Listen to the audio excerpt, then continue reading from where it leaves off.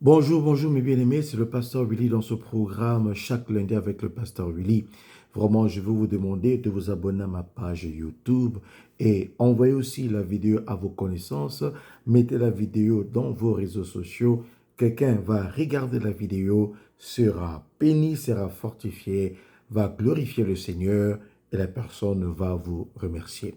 Vraiment, je te demanderai de suivre les 3 semaines qui viennent parce que je vais faire une petite série. Alors, d'habitude, on se prononce, on se déclare chrétien. Il n'y a rien de mal dans ça.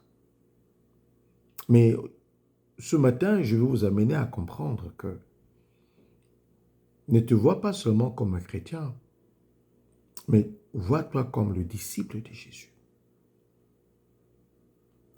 Vous savez, dans la Bible, le mot chrétien, noir sur blanc, est écrit 3 fois.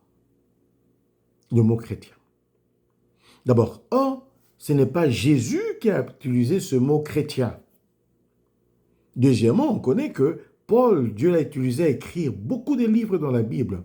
Mais à moins que je me trompe, je n'ai pas vu le mot chrétien dans les livres que Paul a écrits. Ce mot n'existe pas.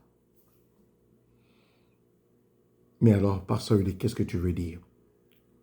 Lorsque nous lisons la Bible, dans Actes chapitre 19, lorsque Paul a rencontré les disciples, la Bible n'a pas dit que lorsque Paul a rencontré les chrétiens, mais lorsqu'il a rencontré les disciples.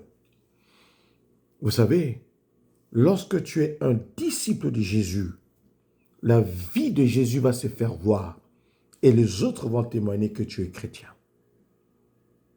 Mais aujourd'hui, tout le monde s'appelle chrétien, mais on ne voit pas la vie de Jésus. Que Dieu t'aide, que Dieu m'aide. Que la vie de Jésus puisse se faire voir au travers de nous.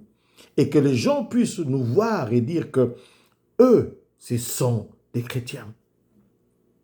Alors, la première fois, c'est dans Actes chapitre 11, verset 26, la Bible dit que c'est à Antioche que les disciples furent appelés chrétiens. 2 points à voir. Ce n'étaient pas les disciples qui s'étaient appelés des chrétiens, mais c'était les autres qui avaient vu ce groupe parle de Jésus. Ce groupe prêche Jésus. Ce groupe cherche à motiver les gens à connaître Jésus. Ce groupe agissait d'une façon différente.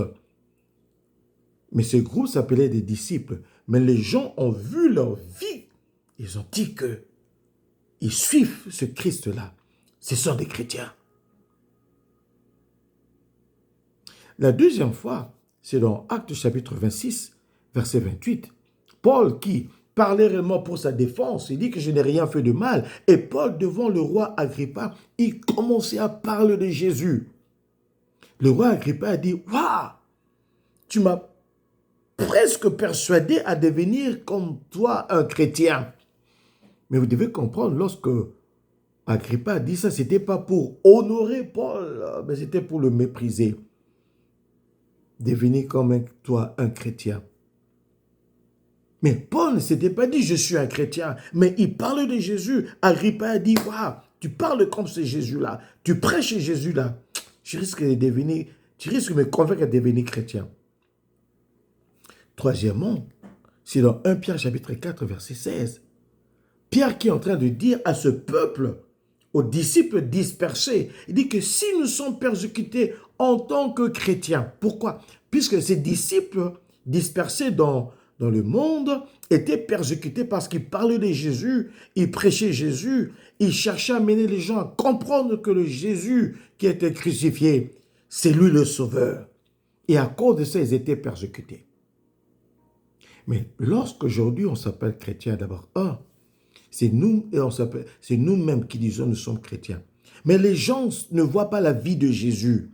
On ne parle pas de Jésus. On ne marche pas comme les disciples de Jésus, mais on s'appelle chrétien.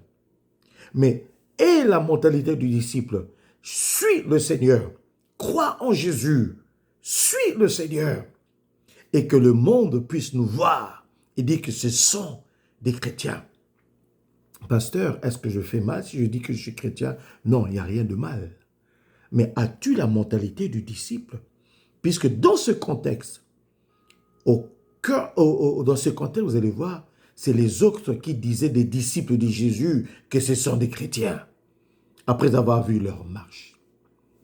Que Dieu nous aide, que Dieu t'aide à marcher selon le Seigneur, à marcher dans sa voie, que ta famille soit bénie, que cette semaine, que puisses réellement expérimenter de grandes choses de la part de Jésus, parce que Jésus est grand, Jésus est puissant. Que Dieu vous bénisse. Quant à moi, Dieu voulant, à lundi prochain.